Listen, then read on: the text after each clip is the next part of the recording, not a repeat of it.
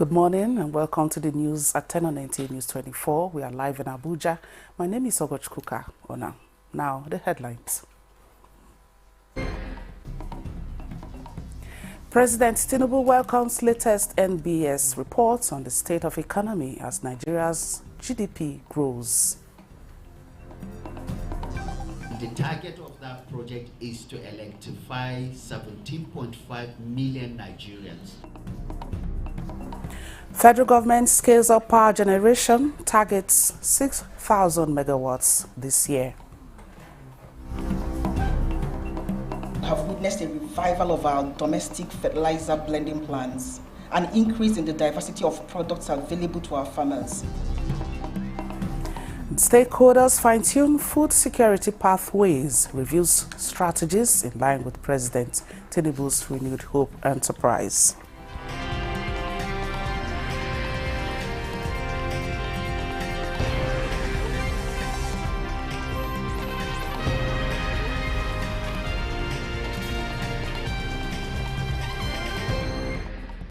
Nigeria's gross domestic product (GDP) grew by 3.19% year-on-year in real terms in the second quarter of 2024.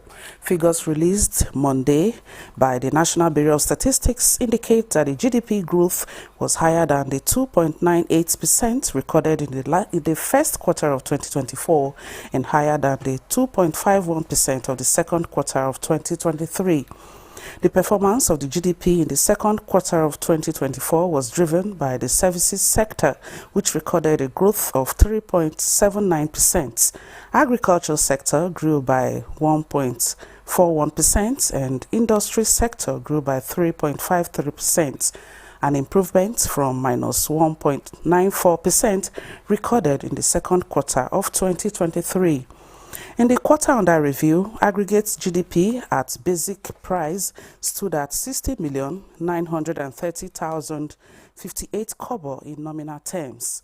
This performance is higher when compared to the second quarter of 2023, which recorded aggregate GDP of 52,103,927 kobo, indicating a year-on-year nominal growth of 16.94%. President Bola Tinubu has approved the appointment of new Directors General of the National Intelligence Agency and the Department of State Services. Ambassador Mohammed is the new Director General of the NIA, while Adeola Oluwatosin Ajayi is that of the DSS. Ambassador Mohammed, since joining the NIA in 1995, had served in various roles, culminating in his promotion to the rank of director and his subsequent appointment as the head of the Nigerian mission to Libya.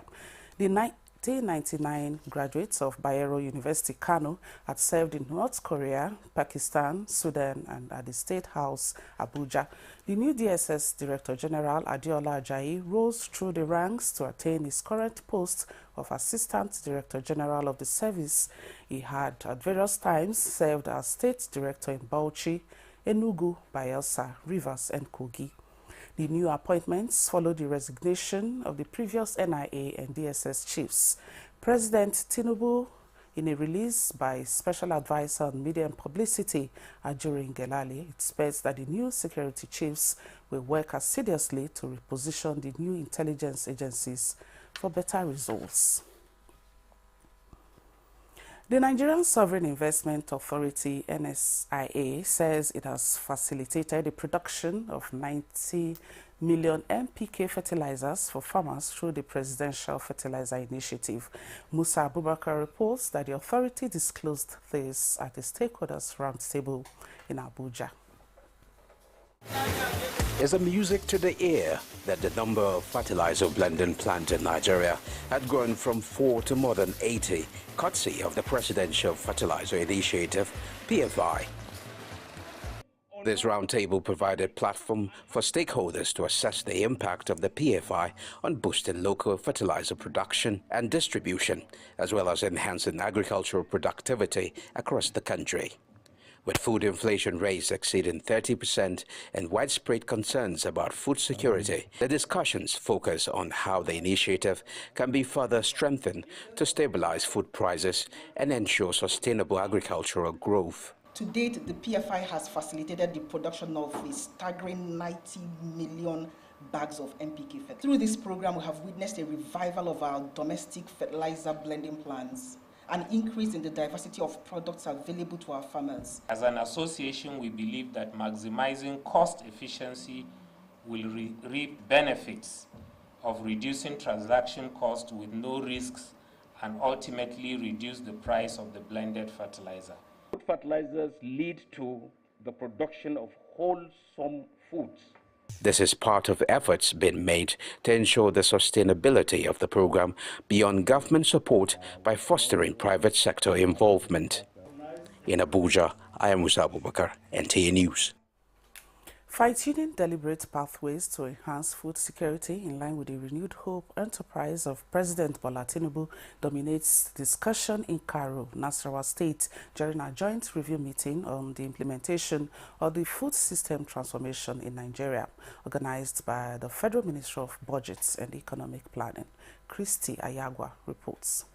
It is a critical turning point in the drive of the federal government towards combating food insecurity and malnutrition for all Nigerians, as stakeholders leverage the opportunities through this gathering, courtesy of Federal Ministry of Budget and Economic Planning, which is aimed at reviewing the status of the implementation of the strategy for the food system.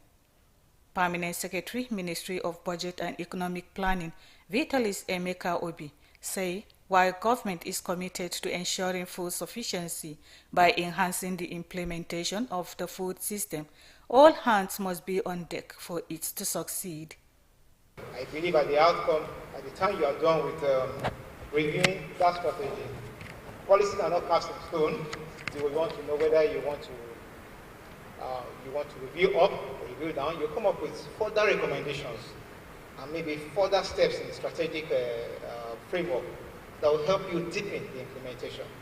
We believe that we will be able to put whatever we have in our mind on the table so that it can be assessed, it can be evaluated, then it can be discussed. Stakeholders call for accelerated efforts towards building resilient and sustainable food system that can deliver safe, affordable, and nutritious food.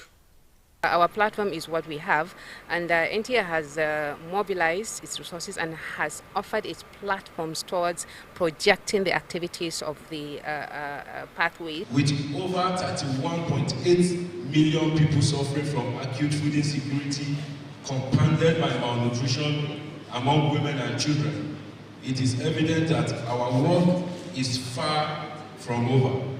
We are ready to provide the technical assistance that is required, and we are ready to also provide resources and partnership needed. Engagements such as this by government with donors and development partners will go a long way in putting not only foods on the table of all Nigerians, but nourishing ones.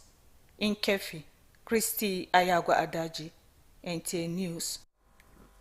Succor has come the way of about 50 indigent multiple birth parents in Akwa Ibom State as Mary Slessor Akan Glow Foundation empowers them with grants and foodstuff. Clement Barikwi reports that a 18-year-old less privileged also received scholarship to study at a tertiary institution. 18-year-old Abasifreke Edet lost her mother when she was 5, leaving her in the care of her 51-year-old father, who is visually impaired. At a time she was about to drop out of the School of Nursing due to lack of funds, luck finds her, and Mary Slessor Akan Glow Foundation offers her full scholarship to complete her studies. 50 indigent multiple birth parents selected from across the state also receive respite from the financial burden that comes with multiple birth. We appreciate them for their good works. He has filled our mouths with joy. At least we did not expect. God make her to favor us today. I say may God continue to favor her and her family in Jesus' name. The philanthropist Dr. Glory Edet is happy that her organization is changing lives and promises to do more. Ukele will continue to support multiple dead parents. Whatever we can do to support them, to see how we can support them to go back to the farm. Guests who witnessed the event acknowledge how such gesture will change the fortunes of the beneficiaries, urging them to be more productive. Clement Barikui, Nta News. The federal government is accelerating access to electricity in the country with the deployment of mini-grids and solar home systems connecting more than 1 million end users in 1 year. Managing Director of Rural Electrification Agency, Baba Aliyu, while giving scorecard of the agency's interventions in the last 1 year, said more communities will be connected to bridge energy gap. Joshua Ojito reports.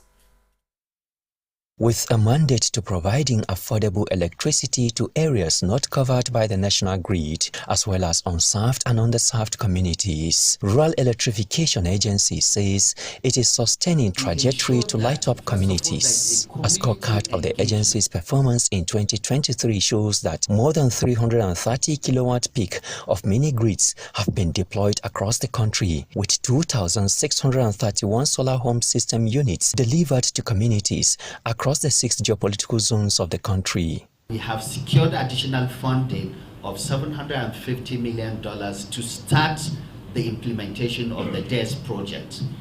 The DARE project is the biggest public sector funded project in the off-grid public sector funded project in the entire world.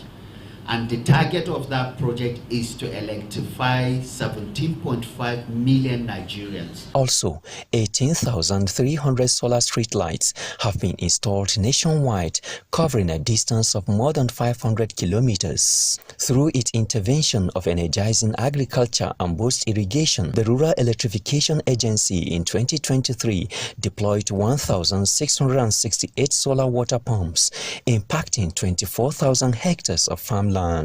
Projecting into the future, the agency is poised to drive federal government policy for 30% energy mix, thereby increasing access to electricity through renewables. Joshua Ojito, NTA News. All right, that's all we can take on the news at 10 on Nta News24. This is to enable us join our outside broadcast crew for our live telecast. Please stay with us.